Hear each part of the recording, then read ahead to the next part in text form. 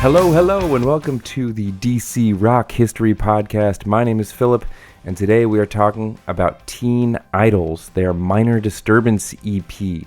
This is Dischord Records release 001.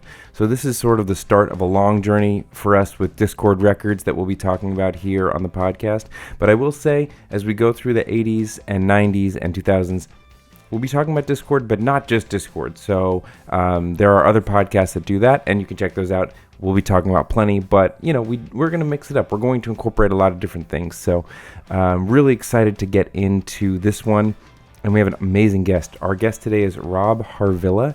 He is the author of 60 Songs That Explain the 90s and a podcast of the same name. No exaggeration, his podcast is one of the biggest influences on this podcast. He does a great job sort of giving context for why a song was important and then bringing on a guest, and that's something that we've really tried to model here. So having him on the podcast was amazing and kind of surreal.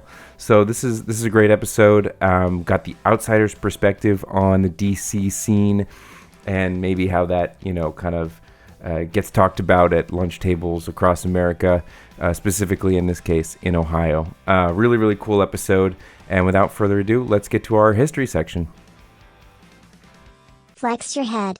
It's time for some hardcore history. Before Minor Threat kicked down the doors of the American hardcore scene, before Dischord became a punk institution, there was Minor Disturbance. In December 1980, four DC high schoolers, Nathan Strejcek, Geordie Grindle, Ian Mackaye, and Jeff Nelson, channeled their frustration, energy, and ideals into a 7-inch record that would unknowingly ignite a revolution. At the time, punk was softening. New wave bands were polishing the raw edge of rebellion, but the Teen Idols weren't having it. Their mission? To play it louder, faster, and be all in. They did it all themselves, recording on their own dime at Inner Ear Studios, cutting and folding the sleeves by hand, and founding Dischord Records just to get the record out. That's not just DIY, that's a worldview. But the band's biggest disruption may not have been musical, it was cultural. When they and their friends started marking their hands with X's to get into the over 21 clubs without drinking, it wasn't just a workaround, it became a symbol. One that would evolve into the straight edge movement, a defining feature of hardcore punk for decades to come. Minor Disturbance is raw, but it's also precise. It's pissed off, but it's purposeful. And it's brief, it comes in at about 10 minutes. But that was all it took to light the fuse. This was the blueprint, this was ground zero, and from here, a whole scene would rise. Hello, and welcome to the DC Rock History Podcast. My name is Philip, and we have a big one today. We have sort of the genesis of where all of this has been going. The hardcore scene is bursting forth on this little EP that we're talking about today. Of course, we're talking about Teen Idol's Minor Disturbance EP, and we have an incredible guest with us. He is the writer of 60 Songs That Explain the 90s, as well as the host of the podcast 60 Songs That Explain the 90s and 60 Songs That Explain the 2000s. He has been praised by the likes of Courtney Love and Pusha T. He is a huge inspiration for for this podcast. Welcome to the program, Rob Harvilla. How are you today? I'm wonderful. What a wonderful introduction that was. Praised by the likes of Courtney Love and Pusha T. Just put it on my tombstone. Yeah, I was thrilled to see all that. I'm thrilled to be here. I was going to ask, is this your first Dischord Universe episode? It is our first Dischord Universe episode that's coming out because this is Dischord release 001. So this is ground zero. So this is daunting. This is a huge honor, but it's also quite daunting. So I'm very excited, but also afraid. So let's just see what happens, I guess. But thanks for having me. You should feel right at home. We too are afraid. We too have been working up to this. Rob, I did feel like you were the perfect person for this. You are, to me, the great contextualizer. I have spent many hours reading your book and listening to your podcast. You hold a rare honor in my house. You are the Road Trip podcast, the one that my wife and I can both agree on. So we We don't have to argue about what to put on. And when I'm listening to like the podcast that you do such a great job of starting from somewhere that I don't expect, that lands us perfectly in the context of the song that you're going to be talking about that day. And on that note, I'd love to start with the question that we start with for all of our guests. But I'll throw another thing at you. You are also the first guest not from the DC area to be on the show. Oh, no. Yes. Okay. So now I'm extra scared. All right. Great. Here's a two-parter for you. The question we always ask, what's your experience with the DC rock scene?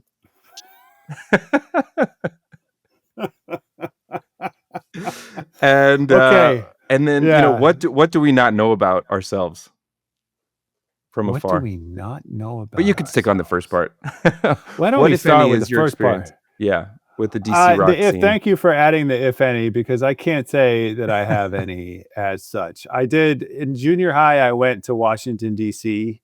On a class trip. That's very important to know. We did not go to we didn't go anywhere. Fugazi or you didn't go to Madame Zorgan. Unfortunately, not as I recall. Yes, it's why I am afraid / honored is that I grew up primarily in Ohio, right, in a suburb of Cleveland. I'm in Columbus, Ohio now, and so my profound appreciation for Washington D.C. music, the punk scene, the Dischord universe, especially, is from afar, right? Like one of the things I love about it is the sense of place that it gives me, despite my not having ever lived there or really spent any time there in any sort of musical sense. And so, yeah, I'm going to have to come to you guys today, hand in hand, as, the person trying to construct a possibly imaginary Washington, D.C. around all this incredible music that I'm hearing, but I cannot and should not claim up front to have any actual tangible experience with anything you're talking about, really. Is it discussed like around lunchroom tables in high schools and middle school, the lore of Washington, D.C., or is that something that we just project as Washington, D.C. area people, that everybody's talking about how cool we are? No, everyone is always talking about how cool you are. That's absolutely true. I have such a vivid memory. It was in high school. It was in the lunchroom, and it was two guys arguing over whether or not they were still straight edge. Like they were like listing things that they'd done that would possibly make them not straight edge anymore, and they were just like hashing out. Like it was a real like just the taxonomy of it, right? They were taking it very seriously, and I had a vague understanding of what straight edge was, but a very 16-year-old nothing understanding. But like at least in that sense, the DC scene was permeating, the coolest people that I knew, or I knew that it was uncool that I didn't know them better in high school, were like up on Fugazi, up on Minor Threat, up on Bad Brains, etc. It was more, at least in high school for me, it was more like the stuff I knew I didn't know, the stuff like I wish I was cool enough to be immersed in this, but I only sort of know it by reputation yet, but I do think that the cooler kids in school, were up on this way more than I was. I keep meaning to look up to see if I know Fugazi played Cleveland shows in this era when they did the big, bootleg thing, right, where you could go the database where you could look at shows. Like I went back and tried to look at everything that they done in Cleveland, Columbus, even Dayton. They were around, and so yes, there was some conversation about how cool you all were. Rest assured. That's good. Well, we'll have our number crunching team that look that up for us. Please do. Yeah, it plays into the whole conversation that we're entering into with hardcore in the 80s, and it doesn't need to be solved of like, could this happen today, but something that's so interesting. And like I go back to lunchrooms because it's so much like about what and what you like versus what you don't like. Let me drill down just a little bit. Like Billboard, the top Billboard song of 1979, the year before this EP came out, was a Blondie song. So like today we happily call Blondie like punk, new wave, classic rock, like it's all becomes, and like that's not such a far cry from hardcore. Like it wouldn't be weird at all today to like Blondie and Teen Idols, but this is like the beginning of like, or not the beginning, but like the way that this music was approached was so much about rules, and we do this way, we do this way. So like the conversation about Breaking Edge like makes so much sense to me, or like I've heard that conversation and it's like it fits so well in a world of like I think that those lines have been permeated these days, but certainly when I was growing up, at least, it was important to like show who your tribe was, who you identified with musically, and like that was a real thing, to hang your hat on, to start conversations with, to avoid people by.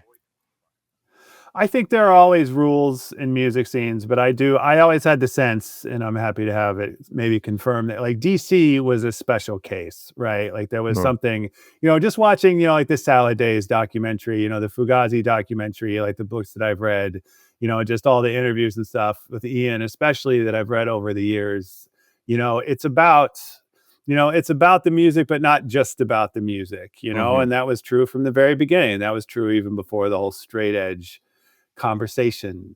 But yeah, it was interesting. Like when I moved to New York, right, and I worked for the Village Voice, and CBGB is just down the street, and there are still shows there, but it's not what it used to be, and you're absolutely right that like Blondie is sort of understood now as like a punk band, a CBGB band, even if they were on the new wavy Talking Heads sort of end of it. There is that sort of creep of like the farther you get away from the epicenter of it, all it just sort of bunches together. Yeah. Like, sure, that was punk, like kind of in spirit or whatever. But I do think that part of what's always been really intimidating to me, but also appealing to me about the DC scene is, I don't want to say a rigidity, but maybe I do, like there's just so much about what you are and what you aren't. Even talking about this Teen Idols record, like the Deadhead song is the one that's really cracking me up today, and it's being a teenager, and these people were teenagers, and that's very hard to wrap my head around. It's being a teenager is about as much what you don't like as what you like. You define yourself as much by what you hate as what you love. And I really dig about this Teen Idols record that you get a little bit of that in there. But what I've always known about the DC scene before I knew anything, was that there was, just a really intense ideological, what are you about? What do you stand for? What do you stand against? There were definitions, and that can be rigid and that can be forbidding and gatekeeping if you allow it to be. But there was just something so stirring about how seriously everybody was taking everything. Like you really have to appreciate, the thought and the heart that goes into all of this from the very beginning. Yeah, and there's a great, we've been doing these episodes out of order. We've gotten to talk to some people that were in these bands and have different experiences. And there's sort of a great recurring anecdotes about they would travel to New York, they would travel to Philadelphia, and just like, I think it's just all these guys wearing black t-shirts going to these shows, like a bunch of pirates. And, I think it was sort of spreading the message, like a virus around at least the East Coast before. Right. Yeah. But the other thing that I want to look at with this EP, and I'm going to toss it to you, Alex. I apologize. I didn't even say hello. Hello, Alex. I'll toss it to you for our icebreaker. The other thing about this that sort of rattles around my head is that this is a great EP, but it was out of circulation for a while, and it's often overshadowed by the Minor Threat work and the Fugazi work. But do you, Alex, and then I'll go to you, Rob, next, do you have anything that sticks out in your head as like a favorite debut that kind of lives in the shadow of what came after it? I'll throw out like a Hard 8, maybe by Paul Thomas Anderson, right? We don't really think about it, right? Like it's more about Boogie Nights is what PTA, where the conversation goes, totally. right? Yeah. But then there's the Boogie Nights of it, which is the classic, the unimpeachable. So Alex, I'll toss it to you next. Yeah, in fairness, you didn't say debut when you texted me the icebreaker. And so now my answer is going to be skewed, but I'm going to stick with it. So take it how you want. Yeah. So when you said when you asked me the question, you threw out Nirvana, which is a great one. I went with 9 Inch Nails, and not because of the debut album. So I love the Downward Spiral. I think it's just absolutely a magnificent album. But the 2 EPs that came before it, I think, are underrated, being Broken and Fixed. Broken is just absolutely a wonderful example of like what they were sort of becoming. And it's definitely reminiscent of like their live shows. And then Fixed has this incredible J.G. Thirlwell remix of Wish, which I absolutely think anyone should go out of their way to listen to. And so my answer is 9 Inch Nails' Broken Fixed, previous to the Downward Spiral. That's a great answer. That is a great answer. I've spent a lot of time with Broken and way less time with Fixed. I think it's the remixes, 9 Inch Nails wise, where I start to sort of grind my gears a little bit. But Broken, I played so many times in high school, man. It was like the hardest music that I loved in high school. So that's awesome. So Rob, I didn't give you a heads up, but does anything spring to mind? Yeah, so you're looking for like an early, not a debut necessarily, but like an early record that came before the one everybody loves, but you still love it more than totally. Or it could be a movie even a painting if you're so bold. Whoa, I would love to pull out a painting on you guys right now. That would be like, yeah, Guernica, like the one that really goes. But yeah, man. I wish I could pull something like that together on the fly. Let me think about this. Oh, I'm sorry. No, this is the nature of the icebreaker. Oh, well, Phil, did you have an answer? Did you want to throw it in? Yeah, why don't you go first, and I'll have something scared up by the time. The other one that strikes me that I like didn't know about at all until I read Meet Me in the Bathroom was Jonathan Fire Eater. Which really good. I was thinking about this today of like, it actually works conceptually because like half those guys became the Walkmen, and then they just they kind of got short shrift, I feel like, until that book. And then still, obviously, they're not like a huge household name. But then like, is this it? Or, Turn on the Bright Lights would be the ones that everybody knows from that era. But then there, sometimes there's the one that needs to lay the groundwork to then get everything in line for what's coming. And I think of this album or this EP as sort of, all right, everybody get in line, a little bit. You know who I love is the Fountains of Wayne. Oh yeah. Like I have like a real power pop, smart ass nerd type vibe to me and to the music that I love. And I sort of understood, when Stacy's Mom came out, I think that was 2003. Like I understand why that's, if you know one song by them, that's the song that by them. But I always go back to that first record. It's like a kid in like a superhero outfit sort of pose. It's got radiation vibe. It's got Leave the Biker. As somebody who grew up on They Might Be Giants, who sort of went for, the more literate, the wittier, the funnier, the more Weird Al, ends of music, even punk music, to an extent. Always loved power pop, especially, and always sort of gravitated more to that stuff, and getting to go back, to the pre-Stacy's Mom, supernova moment for Fountains of Wayne was really gratifying. That's something that I listened to a lot in college and like felt very smart and wry and with it, and so I always appreciated those guys for that. I like that. That's a great choice. Yeah, I know Interstate Managers, but I don't know that one. And I'm seeing here that it's 1996. So that's before Jimmy Eat World really, pops off in a huge way. That's true. And so they are kind of also like doing a little bit of, we're gonna lay the groundwork here. Yeah, I like that. That's a great choice. Well, let's live up to our name, at least for a few minutes, and and talk history for a second. Talk DC rock history. If we go all the way back to September 1979 at Wilson High School, we have some high schoolers who are starting to form a band. We've got Nathan Strejcek on vocals, Geordie Grindle, the other great Geordie G of the rock music world. Ian Mackaye on bass, you may be shocked to hear, dear listeners at home, and Jeff Nelson on drums. Now, Jeff and Ian have already been in the Slinkies, which not to be confused by the Slicky Boys. We have the Slinky Boys moving onto something new, and their influences are the Germs, all that UK punk, Black Flag, and Bad Brains. And as I was prepping for this podcast, I discovered Dischord 100, which I hadn't actually spent any time with before, but there are some early demos from Teen Idols that really kind of solidified a theory that I had, which is like, that they're punk in attitude when these guys get together.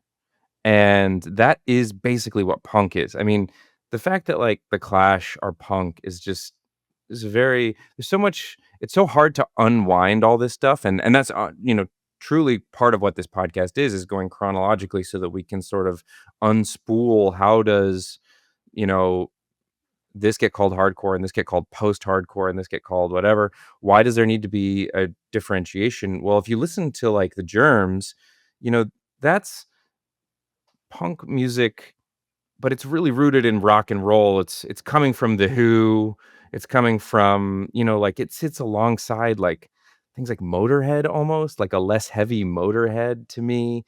And then you give it the injection of Bad Brains and you get Teen Idols. And that's like the first, if there's going to be the super serum takes like 5 shots or whatever, it's like the first one's going to get us to Teen Idols. A few more are going to get us to Minor Threat, right?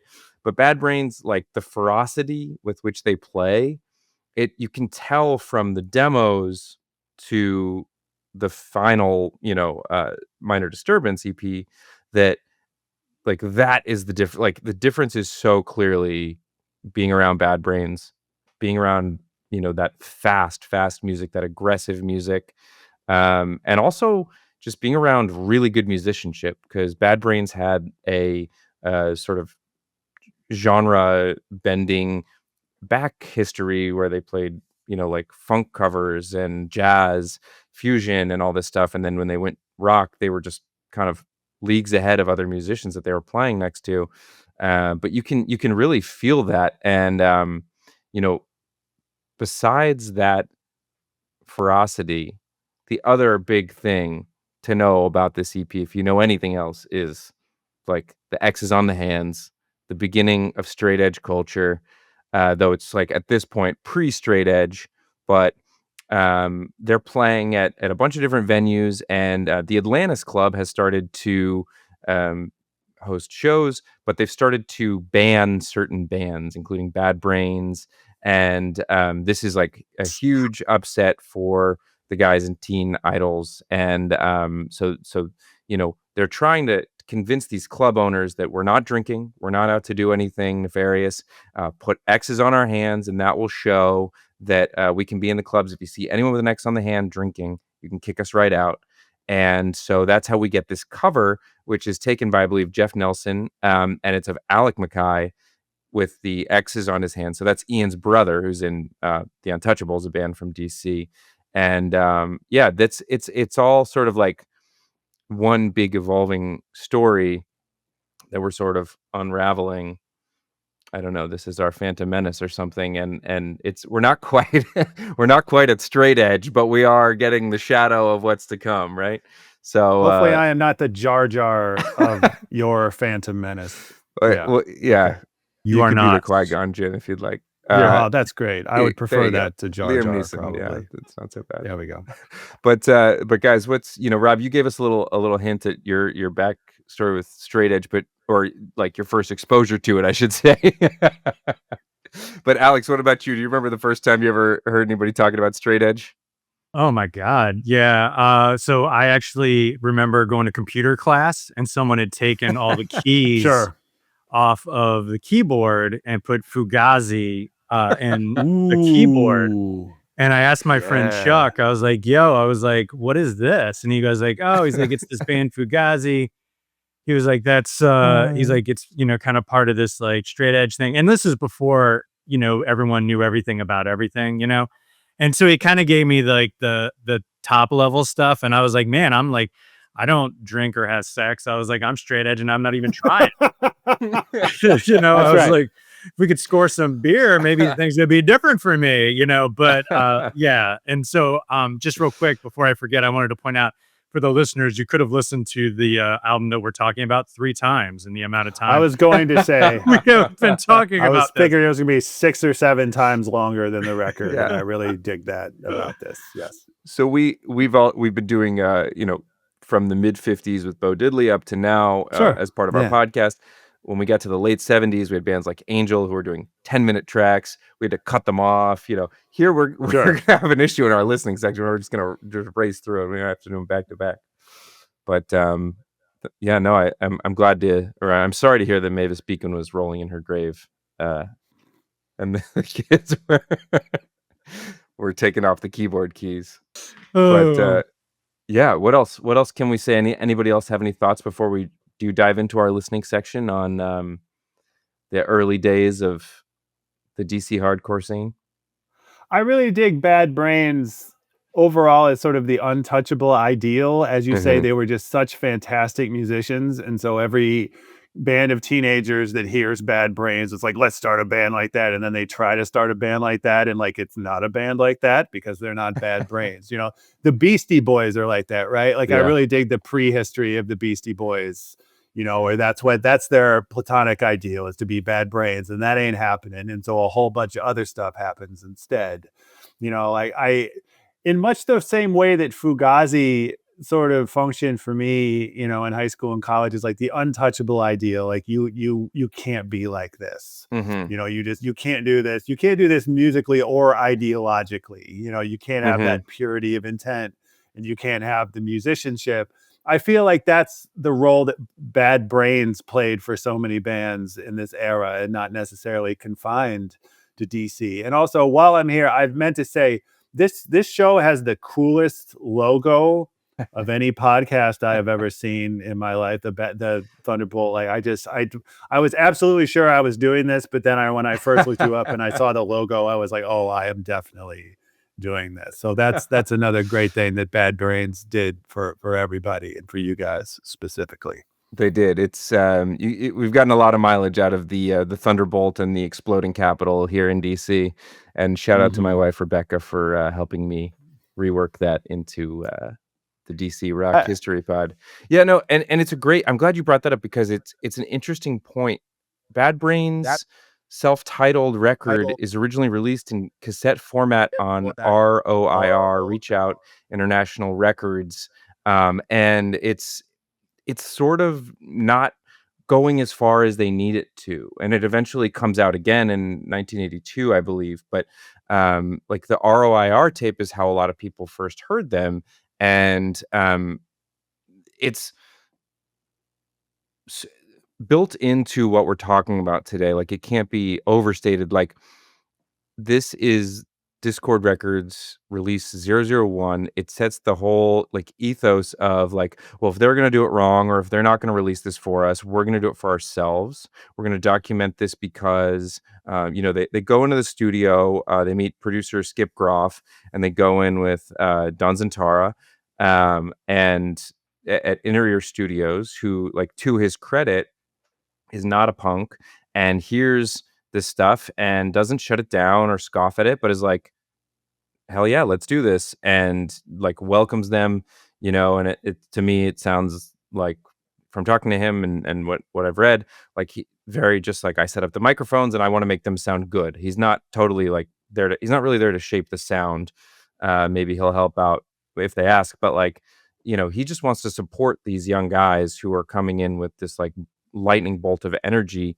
And so from seeing Bad Brains, who had all the talent in the world, sort of not get exactly the, you know, release that they should have gotten, even though they're on tour with the Damned, going all around England. You know, the part that always makes me laugh, and I'm a musician, I've gone through a little bit of this myself, but like in every interview and in every book, it's always like, and then Ian and Jeff decided to start a label and press their own vinyl. And I'm like, that's like such a weight-bearing couple of sentences. There's so much work that needed to go into that. This was before the internet. They're not, again, like we talked with Tiny Desk Unit, and they were like, we had someone who was willing to put us in a recording studio, and that was the pipeline to getting our record pressed. And I'm sure Don had some connections that they could work with, but taking on all of this themselves, establishing the Dischord house where they're taking out ads in magazines and fulfilling the orders at home, like, this is no small feat. And we'll talk about this over the course of the show, but like, starting something is one thing, maintaining it for 50 years is a very different thing. And like, that is the true, like, mind melting thing of it all, is that as early as this first EP, they're putting their money where their mouth is. But I guess we don't really know that yet, like, we don't know how far that's going to stretch. But I guess to our earlier conversation about like things that kind of foreshadow where an artist is going, this does that in so many ways, like on both the creative level, but also like the we're going to do it ourselves level, the DIY level. So yeah, rant over. Should we listen to some tunes? I mean, just one thing I want to mention is, please. The thing that always impresses me about Ian is the songwriting. Even no matter what the method he's delivering it, it's always fundamentally sound. And the difference between this and like my favorite Fugazi album, which is The Argument, the difference is vast. Me too. Me too. Yeah, that album is so dope, but the songwriting is still so fucking solid, just across all of his projects. And that I just, had to him, I'm sure he gives a shit that I'm impressed with that, but I am, I just think. No, it is great. I mean, to be honest, I've been, like Kirby inhaling information about this, and I don't know what, I don't know if I read anything about who wrote the songs. Alex, do you happen to know how the songwriting process went for Teen Idols? No, I didn't do my research. So let's completely well, let's say it's not out there. Let's say it's impossible to find. Yeah, no, it's unknowable. It's unknowable. Man. It's just it's shrouded in mist. Yeah, if we don't know it, who does, right? But we are the leading authorities. So yeah, exactly. The buck stops here. Yes. Very good. Well, I have to say, much like Bad Company and some others, which I'm forgetting, I love a band that writes a song with the band name. Yeah. So that's where we're headed next. Let's listen to Teen Idols.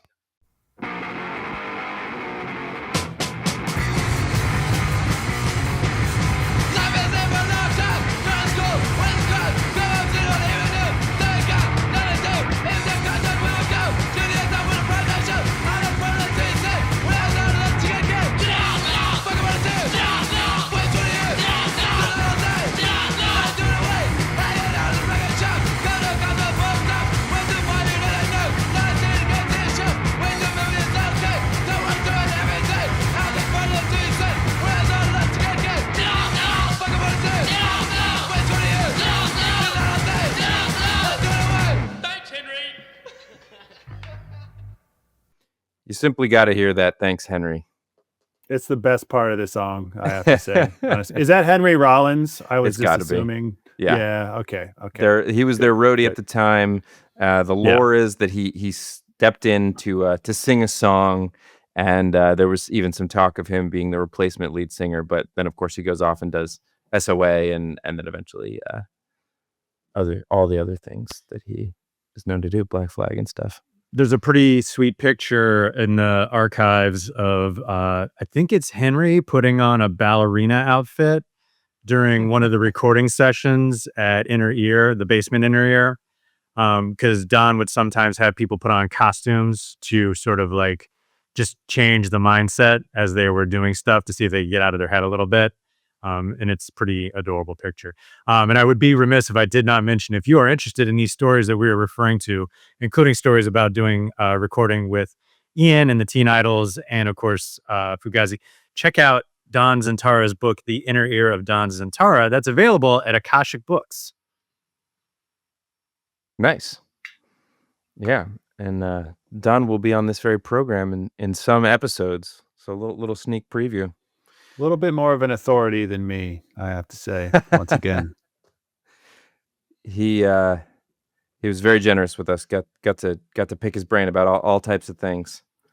Awesome. Yeah, but it's cool. We even get a little shout out to the Bayou in this, which is a DC venue, one of a number of venues that existed for a long time, but changed hands and management and was sort of revamped. By the time I got to know the Bayou, it was not the Bayou of the Teen Idols days. Same with Madam's Organ, but yeah, it's pretty cool that's they're already kind of marking those places, and it's very indicative of the hardcore scene in DC. It's so much of it is about each other, the day-to-day things that they're doing. There are some highfalutin ideas, and like when emotions come in, they literally christen a new genre. They call it emo. But like so much of it is just about kind of being in the scene, hanging out with one another. And that's, I think, part of why it still resonates with, I mean, it resonates with everybody, but especially like, in your teenage years, if you get introduced to this music, it probably is going to look a lot like the life you're living. You're hanging out in the scene. You're sort of starting to police is not exactly the right word, but like, you're starting to figure out who you are. You're starting to craft that identity. And so, yeah, it's pretty cool. Right at the end of that song, the thanks Henry and the giggle, Mm-hmm. right? Like Ian Mackaye is in like the Willie Nelson, Christopher Walken sphere of people who I cannot imagine as young. Like it just doesn't, it's just hard for me to process Ian Mackaye as like an actual literal teenager. Like I feel like he walked out of the hospital, like, as a 30-year-old or whatever, but just having to continually remind myself, even though this is a song called Teen Idols by a band called Teen Idols, that these are literal teenagers. Mm-hmm. It's just very, I have to keep doing that. I have to keep manually making myself remember that these are teenagers, because it just doesn't feel like it, not so much even musically as you were saying, like just the effort put behind this. Like, I listen to this record and I can smell, I'm not going to get like the details right, but like whatever paste you have to do to like make these records, like the way that they're folded as you mail them out or whatever, just the tangible sense of physical media and physical work, labor, that it requires, to do it yourself, in any era, but in the pre-internet era, especially, like just how much of the ethos, of everything to come is already built into this, and how much of the work ethic is already driving this, despite the fact that they're like giggling teenagers. It's just a wild thing to try and wrap your head around. Yeah. And there's a funny anecdote about Ian would just sit in, this might be later on, but he would just sit in the movie theater in Georgetown in DC and watch kids, like preppy kids or kids, I think they're kids in military outfits also kind of got to him. But like, and just like, just sort of project in his head like the vision of what he wanted to create while he was stuck in a glass box watching this world that didn't really fit with him. And like that's track one on the first record, where this universe is starting to take shape, and it's crazy that he didn't think of himself as a singer. That was, something that came later, and we'll get to that with Minor Threat. But Nathan Strejcek is a great vocalist, and it is like one of those what if things. Like he had the chops, and if it had kept going, you never know, because he's like bringing the energy. He's got that sort of, I don't even know how to describe it. It's not quite guttural. It's sort of like, it's like a high raspy thing that the DC hardcore is known for and so good at, and I think you can probably only do until you're 25, and then your vocal cords are like, yeah, that's not happening anymore. And certainly it helps not to smoke, so yeah, it's good. The straight edge of it all is definitely buoying some of that vocal performance, but yeah, no, it's cool, and that's kind of where it starts. So I was thinking Fleeting Fury next, but I'm also happy to mix it up. We probably have time for more than usual today because these are quick ones. But let's check that out.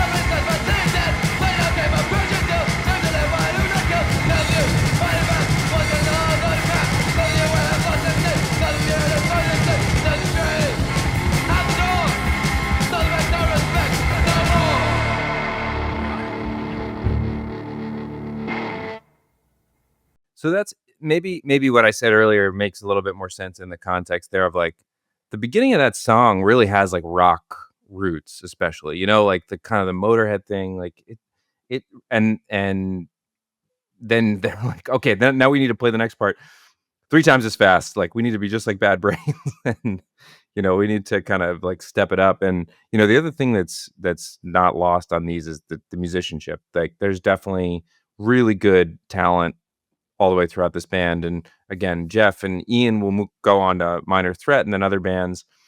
So like that is literally the same talent that's going to carry on. But right out the gate, I mean, like there are 99, maybe 999 versions of this that sound this exact song is much worse from people this age, and we've all been at Battle of the Bands or talent shows or whatever where teenagers are not pulling it off. And it's kind of another funny thing about this era is unless you have the money to bring in studio guys, there's no faking it. The way you sound is going to be the way the record is captured. No, it's like no overdubs and or minimal overdubs at least, and no opportunity to just copy paste like is possible today. Is that bringing up anything for anybody? I mean, that's something that I think that I'm always impressed with is, in talking to like musicians today, I'm like, you didn't go through the time when music was bad. And just like you said, like, I mean, we've been to some Battle of the Band. I mean, I've been to some Battle of the Bands in high school. I mean, there were people who didn't know how to play their instruments. Yes. It wasn't that it was like, oh, this person's good at the guitar or bad. It's like, well, this is the only guy we know in our town who's playing guitar. And so guess what? You're in the band and you don't know what you're doing. And so, yeah, like, shout out to Seven Drum City, that, you go there and you get kind of like spoiled because you're like, oh, here's these people who have been doing this for not a very long amount of time. And they're pretty damn good, And so, yeah, there used to be a period of time that you would go see bands at real clubs that didn't know what the fuck they were doing. It was crazy. It was a wild time before YouTube.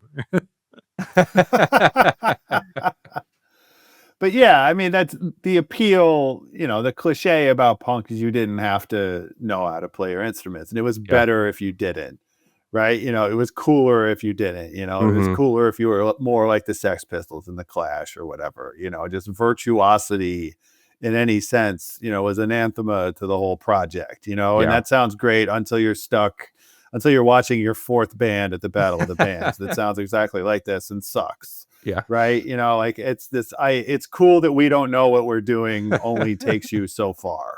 Yeah.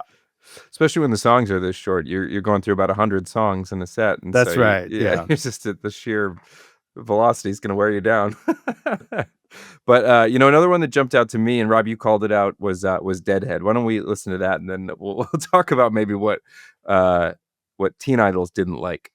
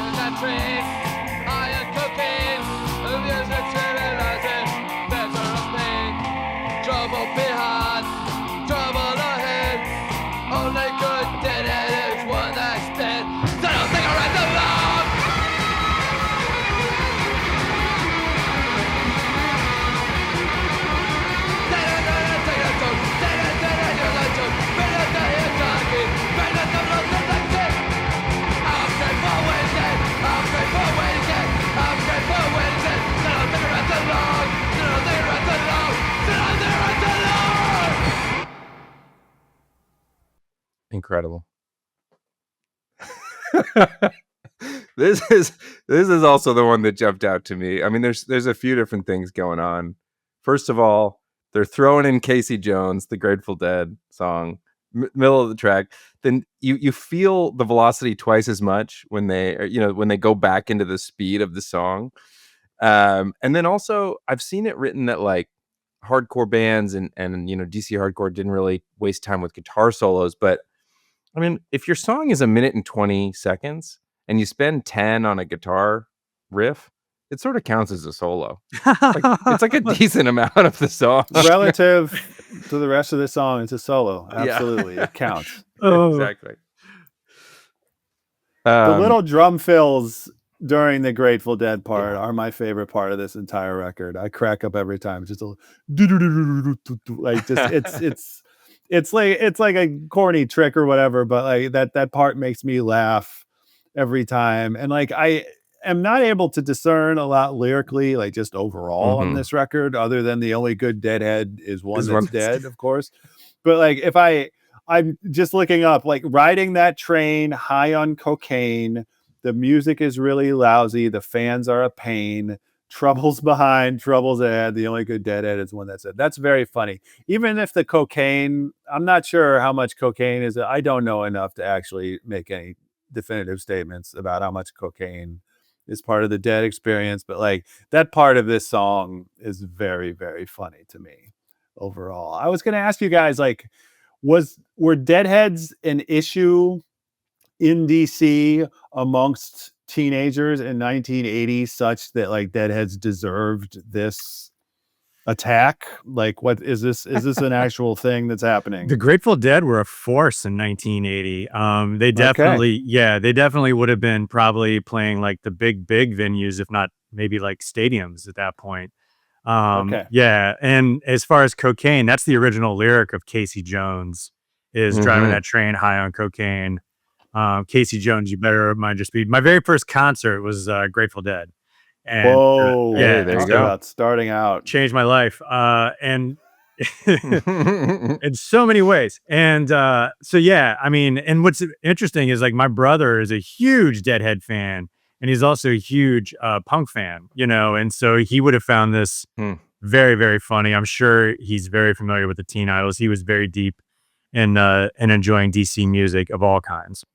Well, it's worth drilling down on because we are a rock history podcast and might have younger listeners. Who knows? And like the rehabilitation wouldn't know it from the Dead. live event we just did. Yeah, exactly. It was AARP only. We love you all. But like growing up, actually, this is kind of funny too. Like the two people that were sort of like known by what they would wear musically, in terms of a single band.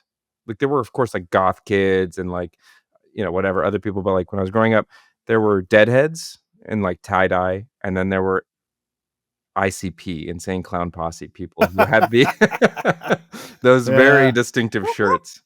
And like, with John Mayer of all people, sort of, again, I don't want to say rehabbing their image because they didn't need rehabbing, but whatever, glow up, giving them a bit of a glow up, I suppose, in the last 10 years.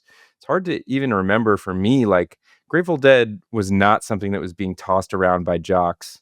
Like it's a very new phenomenon for people to be foot in both worlds. These were really different things. And so it's because you look back on it and you're like, oh, Grateful Dead is a counterculture band. Minor Threat, Dischord Records is also a counterculture force, but narcissism of small differences. These are two different worlds, and the twain shall not meet. The Deadheads in the Dischord house, that was going to be on site. So it's a very interesting, like, like, I don't know, just you kind of have.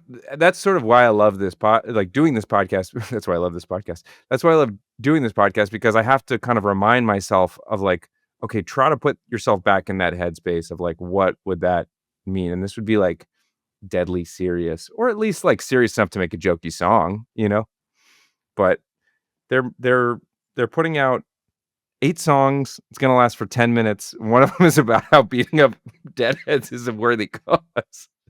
Yeah. So it's pretty great. Well, anybody want to do one last one, and then we'll do our plug segment. Anybody got something else that they want to go Rob, you pick. I'll listen to. I was gonna say between Get Up and Go or Too Young to Rock. Nice. Whichever of those feels more thematically appropriate to you. I love it. Let's do Get Up and Go first, and then we'll go out on Too Young to Rock as we All do. right. Here's Get Up and Go.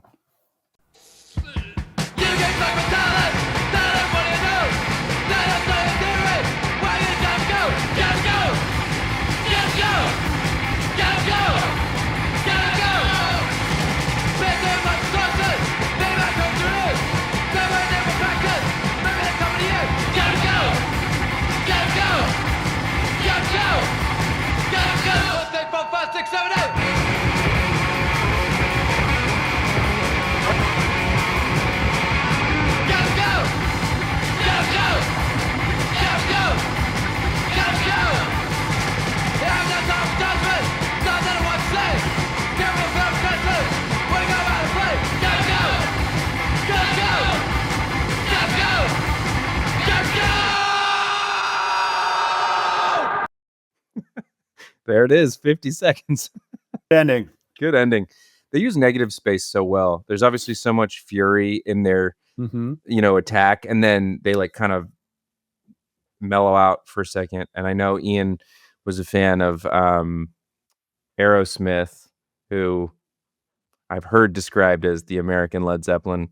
And, that's sort of a Led Zeppelin signature. So I can't totally vouch for him being a Led Zeppelin fan, but it does like that use of like everybody getting quiet and then like restarting again.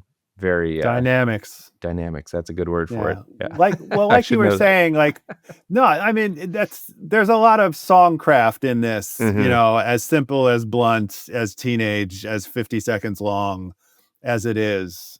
Like, there's just enough of a hint of structure, just enough of a hint of hook.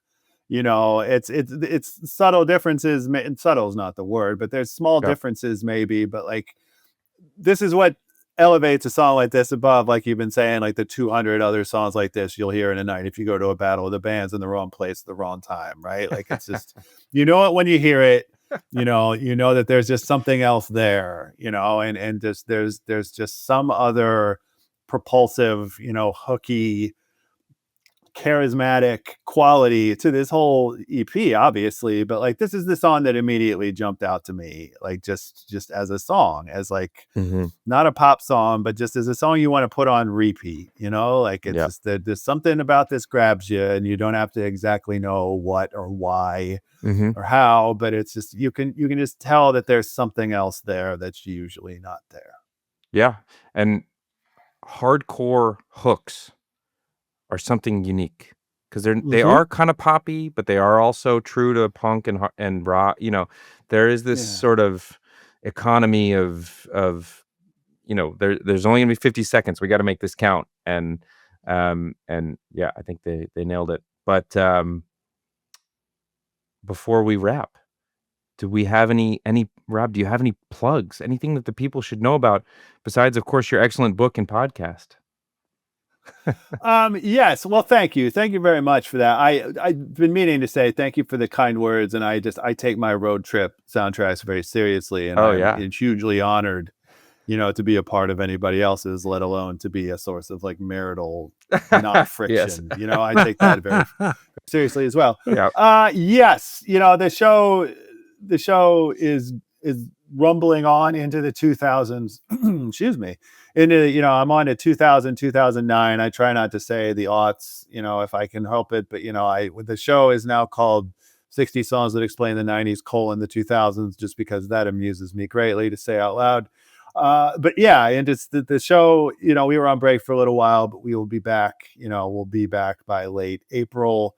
And I'm digging. I was in the 90s for a long time. I did 120 90s songs. I did eventually get around to Fugazi, to merchandise, and I'm so glad I did.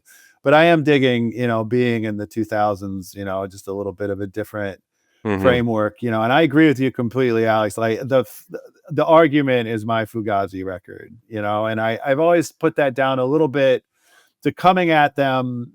I didn't get on board from the beginning, right? Maybe I heard like Red Medicine first. I don't remember exactly, but it's just a really disjointed, a chronological approach to them, and I'm just, again, being very conscious of not being in DC, and coming at this from a weird angle. But the argument is always the record, that jumps out to me whenever I think about Fugazi, and I think that's 2000, right? Like that's very barely, but in my current scope of interest. And so maybe I'll go back to Fugazi again. I hope so. Can I ask you a question about your podcast, which is excellent? Please. I do about 3 paragraphs up top of scripted material. And when I'm doing it, I'm like, this sucks. Why did I write any of this? Do you? But yours genuinely is so good, and it takes up much more of the episodes than mine does. What percentage of that do you make up on the spot, if any, or do you stick to a script? You're like, word for word, I'm in it. I'm gonna not abandon ship. 0% in the moment. It is entirely written down. I had thought by now that I would be able to riff a little bit, have like a broad outline or whatever, but I simply cannot do it like that. And so it is this very insane process of writing, consistently at this point, 9,000 words. Wow. And then reading them word for word. And I'm working out of a home office, right? I'm just talking to myself all day. Like as I'm writing, I'm talking. Like people, my family sort of understands the deal at this point. They're just resigned to me sounding like an insane person.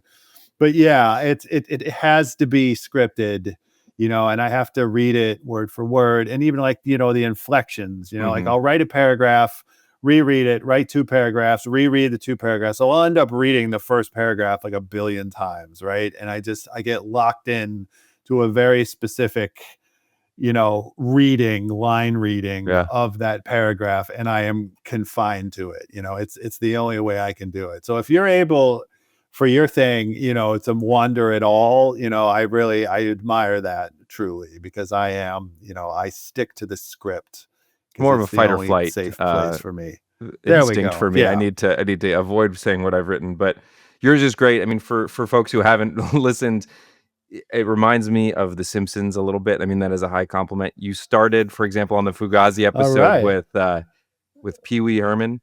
And then you get I went back and looked at that and forgot that it was great. And it gets seamlessly to Fugazi, and it doesn't and it just starts one place and ends up a very different place. And that's why it reminds me of The Simpsons, because it's like, oh, I didn't see that coming. It's like that left turn. Yeah. But it's great. It's a great podcast. Thanks, again, I've spent a lot of time with it, and really appreciate it. Alex, what about you? Any plugs? That. I do have a plug. When is this gonna be uploaded? Because my plug like a week. Okay, we're off to the races. All right. You need to go see Club USA at Comet Ping Pong on April 24th. April 24th, go see Club USA at Comet Ping Pong. If you haven't seen a show at Comet Ping Pong, you should. good pizza, good times. And Club USA, one of my favorite bands in DC right now. Very good. I love it. I have nothing to plug except for this. No, Rob, go ahead with you. No, I was just gonna say I wasn't up on Club USA, so I'm gonna have to look into them. Well worth your time. That was our Go to main intention Bandcamp today. Bandcamp, Club USA. I just that's the first link that came up. Look at these guys; they got good art. Yeah, man, this is exciting. This is good to know. Thank you for telling me. There you go. Now you're hip to some new DC rock, and all right, it's about on time. that note, we'll go out on "Too Young to Rock," recorded live at the very new 930 Club.